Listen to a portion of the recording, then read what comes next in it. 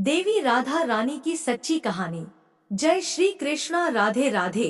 प्रिय श्रोताओं, इस कहानी में हम बात करेंगे कि किस तरह जब हम सच्चे मन से भगवान को पुकारते हैं तो वह दौड़े चले आते हैं और हमारी पुकार जरूर सुनते हैं।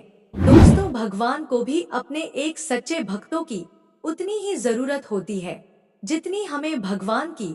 तो आज मैं आपको बताऊंगी कि अगर आपके जीवन में किसी चीज का अभाव है तो उसकी जगह भगवान का भाव प्रकट करके आप अपने जीवन से उस कमी को दूर कर सकते हैं और आपकी परेशानी बहुत जल्दी समाप्त हो जाएगी।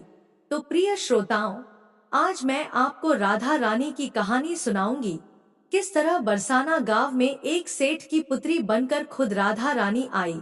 एक बार की बात है, बरसाना गांव में एक सेठ रहता था जो बहुत धनी था और उसके 3 पुत्र थे, परंतु उसकी कोई पुत्री नहीं थी।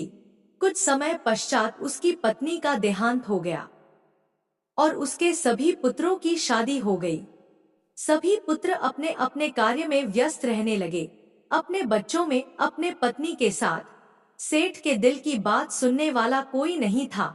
सेठ को शुरू से ही इस बात का बहुत दुख था कि उसकी कोई पुत्री नहीं है, लेकिन अब उसकी पत्नी की मृत्यु के बाद उसको यह दुख और सताने लगा और वह इस बात को लेकर परेशान रहने लगा कि उसकी कोई पुत्री नहीं है। एक दिन एक महान पंडित उसके घर पर आए और उसे दुखी देकर उसने पूछा कि तुम्हें किस बात की परेशानी है, तुम क्यों दुखी हो। तो सेठ ने अपने दुख का कारण पंडित को बताया कि मेरी कोई पुत्री नहीं है, इसी वजह से मुझे अपने जीवन में यह अभाव रहता है कि मेरी कोई पुत्री क्यों नहीं है। यह सुनकर पंडित सेठ से कहता है कि लो, यह भी कोई परेशानी की बात है। तुम राधा रानी को अपनी बेटी मान लो। हमारे जीवन में जिस चीज की कमी होती है उसको भगवान ही पूरा कर सकते हैं। परेशान होने से क्या होगा, मेरी बात मानो और तुम राधा रानी को अपनी बेटी मान लो और उनसे ही अपने दिल की बात किया करो। देखना, तुम्हें यह अभाव कभी नहीं सताएगा। सेठ को पंडित की यह बात अच्छी लगती है और वह ऐसा ही करता है।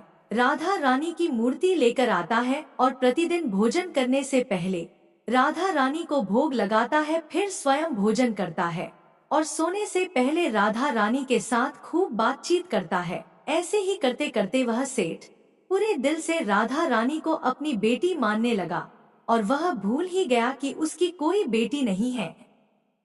उसे इस बात का आभास होने लगा कि उसकी पुत्री सच में है और वह बहुत दिल से उसे अपनी पुत्री मानने लगा।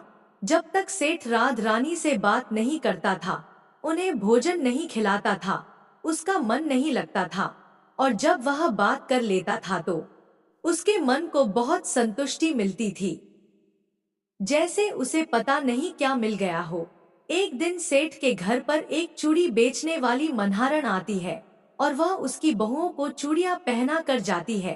एक दिन वह चूड़ी बेचने घर पर आई और उसने सेठ के बेटों की तीनों बहुओं को चूड़ी पहनाई। उसके साथ जब सेठ की बहुएं चूड़ी पहनकर चली गई तो उसके सामने एक हो और कन्या आई और उसने कहा कि मुझे भी चूड़ियां पहना दो।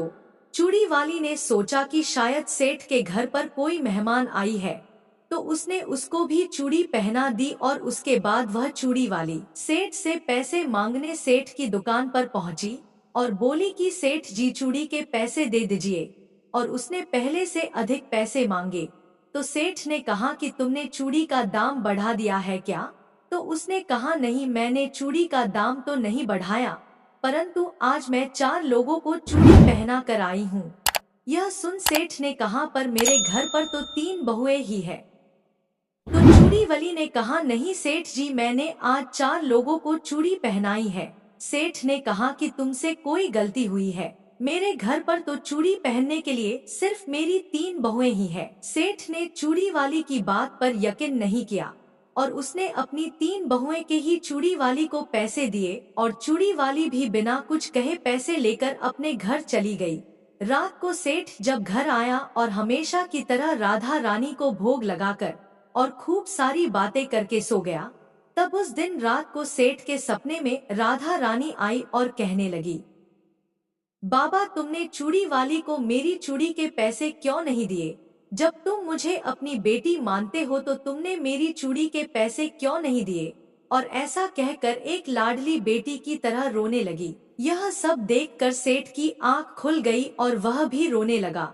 जब सुबह हुई तो वह चूड़ी वाली के घर गया और बहुत सारी स्वर्ण मुद्राएं उसके पैरों में रख दी और उसने बताया कि तुम कल सच बोल रही थी। तुमने कल 4 लोगों को ही चूड़ी पहनाई थी। मैंने राधा रानी को अपनी बेटी माना है। तुम बहुत भाग्यशाली हो जिसको राधा रानी के दर्शन हुए हैं। मैं इतने दिनों से उनके दर्शन को तड़प रहा हूँ और तुमने एक बार में ही उनके दर्शन कर लिए। यह बोलकर रोने लगा और बोला कि तुम्हें चूड़ी का जो भी दाम चाहिए मुझसे मांग लो।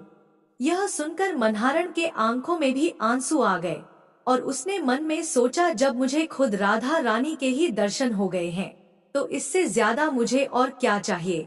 तब उसने सेठ के सामने हाथ जोड़कर कहा कि तुम्हारी वजह से मुझे राधा रानी के दर्शन हुए हैं, जिससे मेरा यह जीवन सफल हो गया। मुझे कुछ नहीं चाहिए।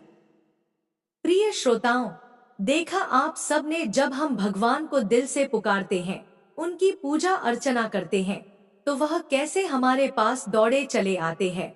आशा करती हूँ आपको यह कहानी बहुत अच्छी लगी होगी और आप भी अगर किसी वस्तु को लेकर परेशान हैं, तो भगवान से प्रार्थना कर सकते हैं। वह आपकी प्रार्थना जरूर सुनेंगे।